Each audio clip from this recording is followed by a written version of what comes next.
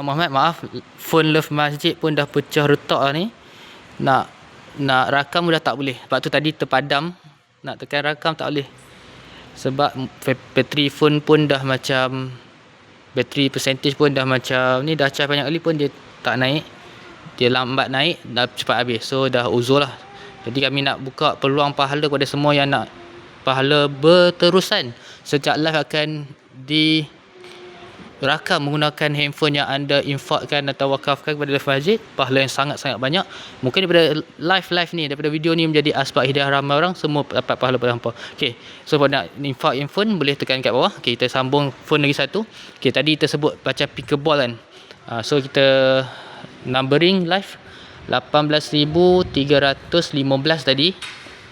Ni live yang ke 18,316.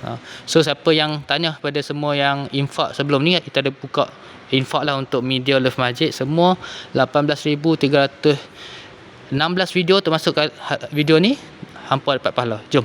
So ada request atas permintaan, kita buat survey tanya anak muda, mereka request nak main pickleball. So sebenarnya okey je, pickleball boleh buat macam ni. Dari segi kasut tu, kalau memang kawasan ni memang licin, kita boleh main pakai stokin. Kalau memang dewan ni hanya digunakan untuk solat Jumaat, letak tika, memang laluan ni kita pakai kasut, boleh main pickleball berkasut. Kalau dari segi ketiga semua dah lepas lah untuk pickleball, siap boleh buat saya rasa 1, 2, 3 court. Sampai sana 6 court. Jadi risau kita boleh buat portable court sahaja. Okay. So di samping ni, belah kanan ni alhamdulillah parking yang sangat best, sangat luas. Luar pagar pun sangat luas parking, dalam pun luas. Yang paling best dia punya motor best. Orang nak balik kerja, parking motor sini, ambil uduk terus solat.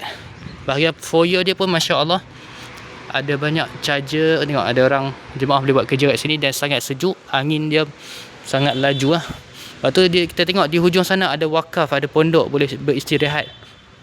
Lepas tu kat belakang sana ada Masya Allah tahfiz Sri Sat, tak setelak saya, tahfiz Sains and Teknologi. InsyaAllah bakal menjadi imam dan pemimpin yang dadanya penuh dengan bacaan Al-Quran. InsyaAllah kita boleh kerjasama rapat dengan tahfiz